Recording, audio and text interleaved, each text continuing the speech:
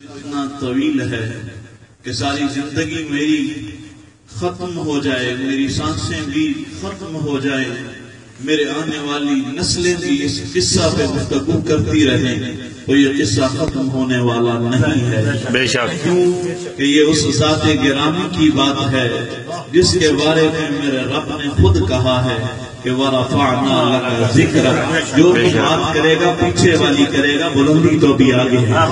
وَرَفَعْنَا لَكَ ذِكْرَكَ کا صحرا ہے جس پہ یہ اس کی بات ہے، ہم سب ختم ہو جائیں، ہم نیچے کی بات کریں گے، اوپر جائیں گے تو بات ہوگی نا۔ جو بھی آئے گا پچھلے کے کندھوں پہ قدم رکھ کے اوپر جانا بھی چاہے گا، لیکن رب کا فرمان پھر بھی ہے وَرَفَعْنَا لَكَ ذِكْرَكَ۔ بے شک، اے محبوب، ہم نے تیرے چرچے کو اور بڑھا دیا اور اوپر کر دیا اور اوپر کر دیا، تو وَلَلْآخِرَةُ خَيْرٌ لَكَ مِنَ الْأُولَىٰ۔ میری سمجھ میں ان آیات کا جو ترجمہ آیا تھا وہ ایک چند جملوں میں آپ کے سامنے رکھ دیا ہے۔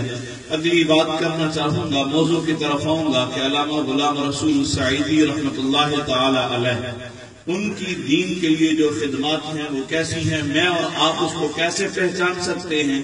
ہم میں سے کتنے لوگ ہیں یہاں پہ کہ جنہیں اگر کہا جائے کہ اپنا معافی ضمیر ایک تحریر میں دے دو تو ہم شاید نہ دے پائیں، لیکن اس شخص نے قرآن کی تفسیر بھی لکھی، میرے آقا کی احادیث کی شرح بھی کی ہے، اور اس نے امت پہ احسان کیا ہے۔ میں نے آج تک جتنی تفاسیر پڑھی ہیں ان میں سے سب سے آسان، ہر بندے کی سمجھ میں آنے والی تفسیر جو مجھے لگی ہے وہ تبیان القرآن ہے جو علامہ غلام رسول سعیدی نے لکھی ہے۔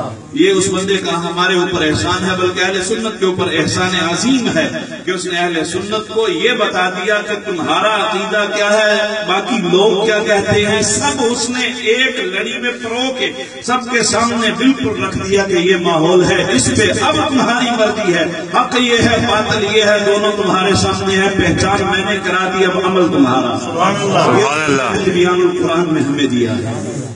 ہر کسی کا قول جتنے ممکن تھے انہوں نے اوپر لکھے، لکھ کے باقی آگے انہوں نے ہمارے تک پہنچا دیا۔ اللہ اس بندے کی قبر پہ اپنی کروڑہ رحمتوں کا نزول فرمائے، آمین۔ ان کا جو ہمارے تک دین کا اثاثہ پہنچا ہے، اللہ اس سے ہمیں سن سنا کے پڑھ پڑھا کے عمل کی توفیق فرمائے۔ دوسرا جو موضوع ہے، غازی ملت حضرت ممتاز قادری شہید علیہ الرحمہ، آپ کے متعلق چند باتیں کرنی ہیں کہ غازی صاحب کو ایسا کیا امر لاحق آ گیا، کون سا ایسا موقع بن گیا تھا کہ غازی صاحب کو یہ عمل کرنا پڑا۔ اس پہ بہت ساری باتیں ہو رہی ہیں، بہت سارے علماء بھی اس صف میں شامل ہیں۔ اس پہ میں ایک جملہ کہوں گا، صرف عقل والوں کے لیے جملہ ہے، قابل غور ہے، اس پہ دلیل کی ضرورت ہو تو وہ بھی دینے کو تیار ہوں، لیکن جملہ صرف اتنا ہے کہ غازی ملت کا ساتھ کس نے نہیں دیا؟ صرف دو قسم کے لوگ تھے۔ غازی ملت کا ساتھ جس نے نہیں دیا دو قسم کے لوگ تھے، یا تو دین اسلام سے اسے ملا کچھ نہیں تھا، مغرب کے نظریات سے متاثر ہو چکا تھا، یا پھر علم دین پڑھنے کے باوجود مردانگی حاصل نہ کر سکا، مخنث بن چکا تھا۔ بے شک، جملہ صرف عقل والوں کے لیے، اس پہ کوئی تقریر نہیں ہوتی ہے، یہ محبت کے جذبات کے اثرات ہوتے ہیں جو آپ کے دلوں تک اگر پہنچ سکے میرے سے۔ مجھ میں تو اتنی طاقت ہی نہیں ہے، یقین مانیے کہ میرے الفاظ میرا ساتھ نہیں دیتے ہیں۔ جب غازی کی بات کرتا ہوں تو میرا جسم دھڑکنے لگتا ہے، میرے لب کانپنے لگتے ہیں کہ بندہ خدا غور تو کر، اس نے کس لمحے میں کیا عمل کیا تو کس کے بارے میں بات کرنے لگا ہے، اس شخص نے جو کام کیا ہے اور تمہاری نظروں کے سامنے رکھو اس نے کام کیا کیا ہے۔ زمانہ کیا چل رہا تھا کہ کبھی حضور کے خلاف کتابیں لکھی جا رہی ہیں، کبھی میرے آقا کے خاکے بن رہے ہیں، اور پوری دنیا میں یہ سریعام ناچ کے ڈنڈورا پیٹا جا رہا ہے کہ یہ ہم نے خاکے بنا دیے، آؤ اس میں شامل ہو جاؤ، یہ ہم نے کتاب لکھ دی، چھپ گئی کتابیں لوگوں تک پہنچانی شروع کر دی۔ صرف ایک ملک بچا تھا واحد دنیا میں جہاں پہ یہ کام نہیں ہو رہا تھا، اور وہ کون سا ہے؟ اہل اسلام کا دل ہے، پاکستان ہے، جس میں 295C ابھی موجود تھا، جس کی وجہ سے کسی کو جرأت نہیں پڑ رہی تھی کہ وہ یہ عمل کر سکے۔ ان اغیار کے اوباشوں نے اس قانون کو ختم کروانے کی کوشش کی۔ کس طرح؟ آسیہ ملعونہ جس نے رسول اللہ صلی اللہ علیہ وسلم کی توہین کی ہے، لیکن قانون نے اس ملعون سلیمان تاثیر نے جب اس آسیہ کو ساتھ لیا، پھر اس کے سر پہ دستے شفقت رکھا، کینیڈا سے اس کو بھی ایڈ آئی، اس کو بلایا گیا، کہا کہ آجا تو اس کی حمایت کر، 295C کے خلاف بول۔ جب اس نے اپنی آواز اٹھائی، پی پی کا دور ہے، سارے لوگ کابینہ کے مل کے ایک بی ٹیم بھی تیار، اے ٹیم بھی تیار، اے ٹیم کا سربراہ سلیمان تاثیر۔ اس نے میڈیا والوں کو بھی کہا کہ میرے ساتھ مل جاؤ، میں ایک مقدس کام کرنے جا رہا ہوں۔ کون سا مقدس کام ہے؟ کہ 295C، جس کو سادہ لفظوں میں اسلام کی زبان میں کہوں تو ناموس رسالت کا قانون جو ہے، میں اس کو چینج کروانے جا رہا ہوں۔ اس نے یہ عمل کرنا چاہا، ساری میڈیا کے سامنے ہے کہ اس نے آسیہ کے سر پہ ہاتھ رکھا، پریس کانفرنسیں ہوئی، سارا کچھ ہوا۔ اب جب اس نے یہ کرنا چاہا تو ذلیل کے اندر کی ضلالت جو ہے وہ باہر آنے لگی۔ کہتا کیا ہے کہ میں یہ 295C کا قانون جو ہے، یہ تو ہم نے اپنے پاکستان کی تعزیرات میں، قانون پاکستان میں جو 295C لکھا ہے نا، یہ قانون دانوں نے صرف اپنی سمجھ کے لیے ایک حوالہ اس کا نام رکھا ہے، ویسے اس کا حقیقی نام کیا ہے؟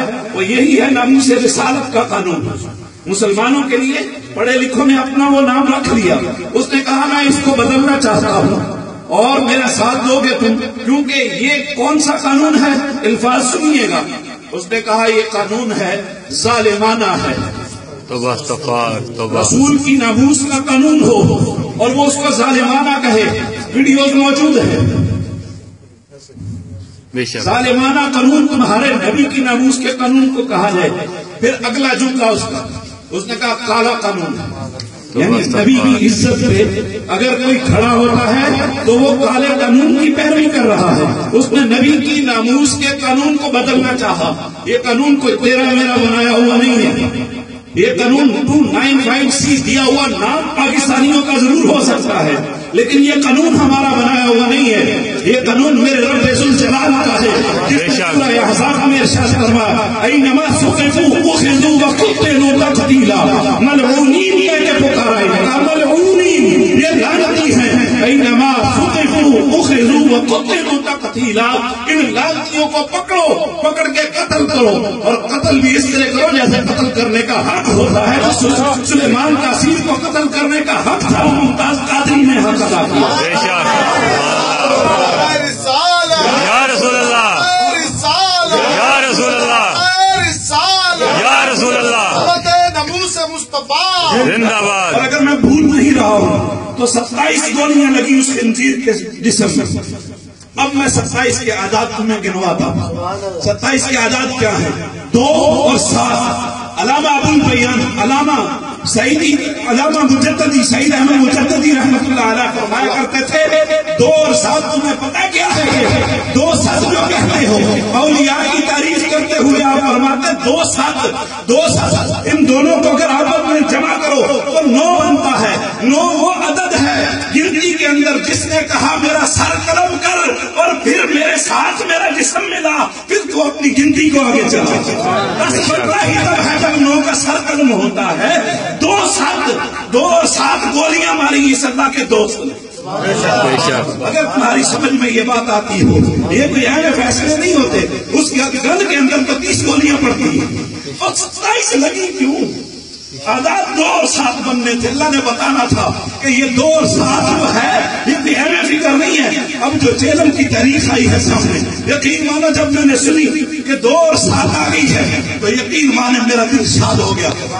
بندے خدا دیکھ رب اس کے لیے دن کو نور سے چنوا رہا ہے، دوست کے لیے دوست کا دن چنا جا رہا ہے۔ یہ میرے رب کی اس پہ کرم نوازی ہے۔ اب ہوتا کیا ہے؟ سلیمان تاثیر جب اس کا ساتھ دیتا ہے، ماحول تڑپا ہوا ہے، پورے امت مسلمانوں کے تمام مفتیان اعظام، پاکستان کے ہر مفتی نے یہ فتویٰ دے دیا کہ اس ملعون نے کافرہ کا ساتھ دے کے اپنے آپ کو دار اسلام سے خارج کر لیا۔ اب حق یہ تھا یہ مرتد ہو چکا تھا، اس کو دعوت دین دی جا رہی تھی، اس کو چاہیے تھا کہ یہ دین کی طرف واپس آتا، لیکن یہ شخص واپس نہیں آیا، بلکہ اس نے کہا کیا؟ دین کا مذاق کس طرح اڑایا؟ اس نے کہا میں ان مولویوں کے فتووں کو جوتے کی نوک پہ رکھتا ہوں۔ کسی مولوی کا فتویٰ نہیں ہوتا ہے، فتویٰ کیا ہوتا ہے یہ ہمارے لوگ جانتے ہی نہیں ہیں. فتویٰ وہ ہے جو قرآن اور حدیث کی روشنی میں لوگوں کو بات سمجھائی جاتی ہے، اس کو فتویٰ کہا جاتا ہے. بے شک قرآن اور حدیث کی روح سے لوگوں کو جو حد اسلام سمجھائی جاتی ہے اس کو فتویٰ کہا جاتا ہے. فتویٰ کسی شخص کی بات نہیں ہے، قرآن اور حدیث کی بات ہے. اس لعین نے کہا میں اس کو جوتے کی نوک پہ رکھتا ہوں اور تیرے جیسے لعین کو پھر بندوق کی نوک پہ رکھنا بنتا.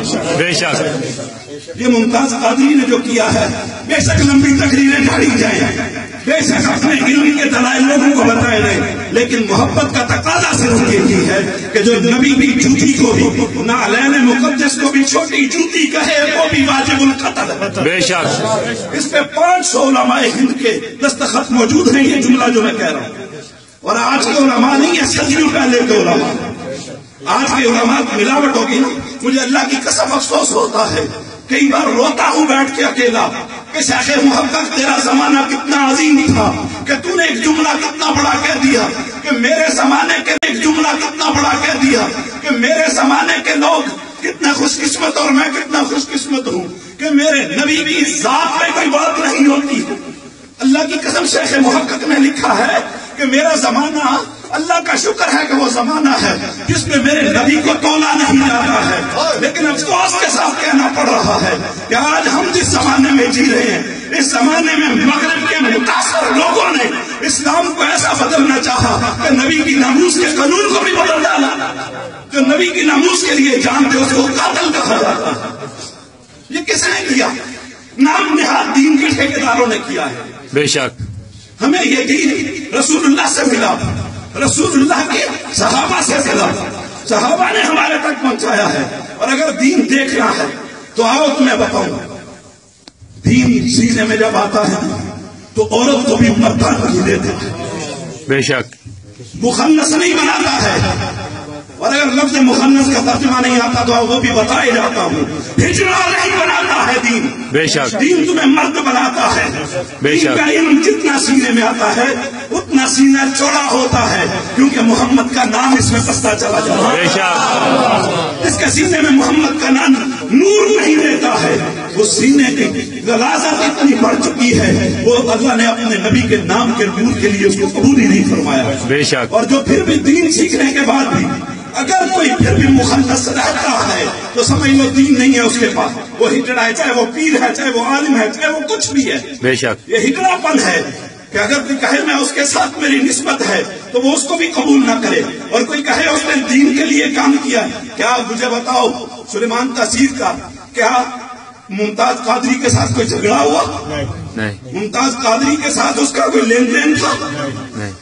ممتاز قادری نے کیوں اسے مارا؟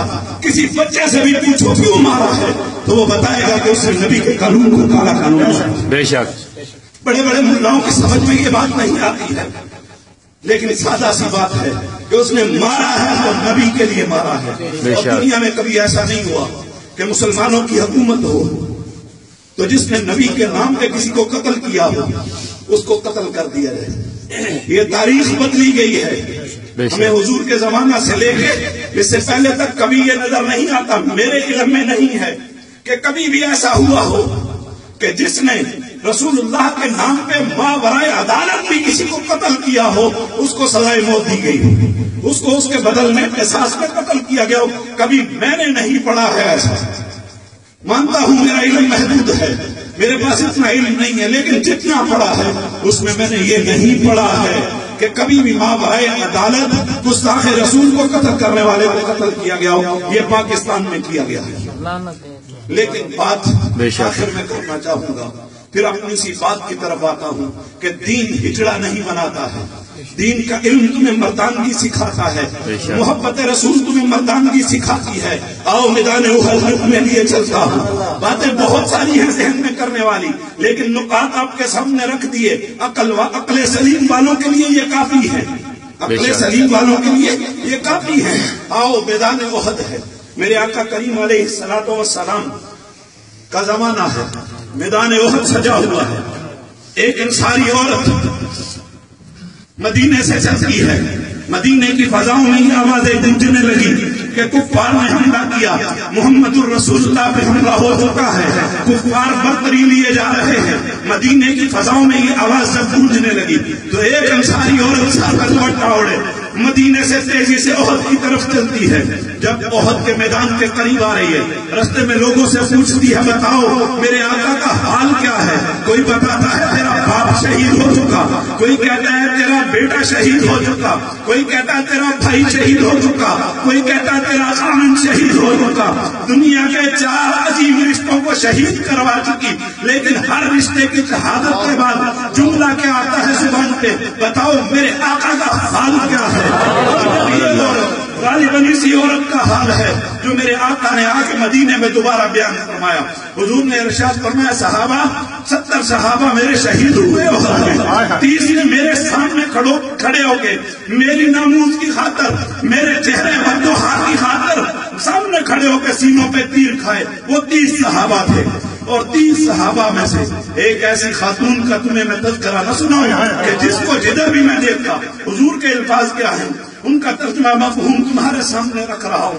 میرے آقا نے ارشاد فرمایا میں اپنے دائیں دیکھتا، میں اپنے بائیں دیکھتا، میں اپنے سامنے دیکھتا، میں اپنے پیچھے دیکھتا، میں جدھر بھی دیکھتا مجھے انہیں ہمارا نظر آتا۔ سبحان اللہ۔ اس خاتون نے کیا کیا تھا؟